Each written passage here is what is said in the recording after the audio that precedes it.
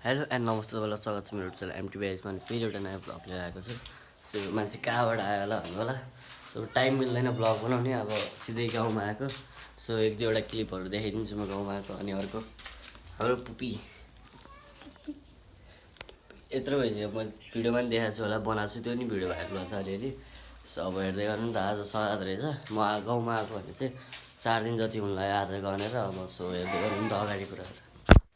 So म आइसकेको छु यत्तिकै डुल्नलाई होइन, गाउँतिर के कसो छ। अब यस्तो छ जङ्गल, दामी छ क्या रोड। फेरि सो मेरो भ्लग चाहिँ किन्न आएको भन्दाखेरि एक त टाइम हुँदैन, अर्को भ्लग बनाउनलाई भने नि एउटा मोबाइल किनेँ होइन, राम्रो आइफोन 7 प्लस किनेँ। अब धेरै राम्रो छैन त्यही पनि, भिडियो बनाउँदा राम्रो आउँछ क्वालिटी।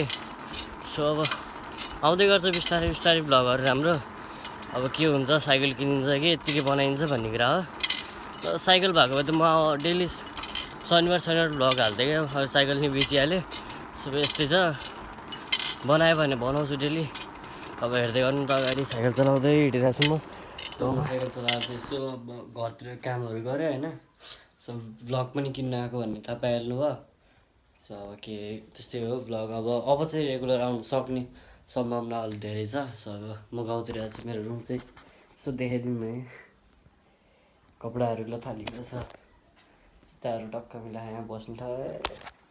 अब यसो नयाँ कपडा लगाऊँ, पकाएर यसो नुहाइदिएको। अब कपाल हेयर ड्रायर हान्नु पऱ्यो।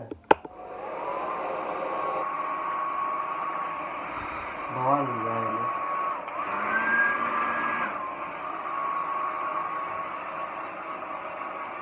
कपाल नि मिलाउनु छ अलिअलि, केही छैन, बिस्तारै बिस्तारै।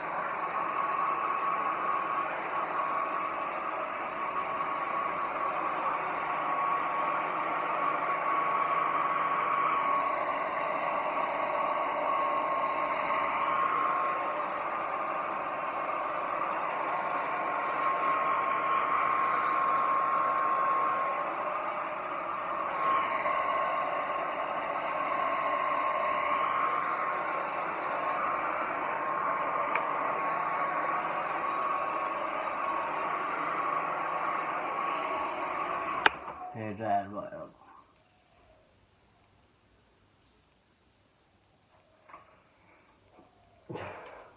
नभएको बडी फ्लेक्स है।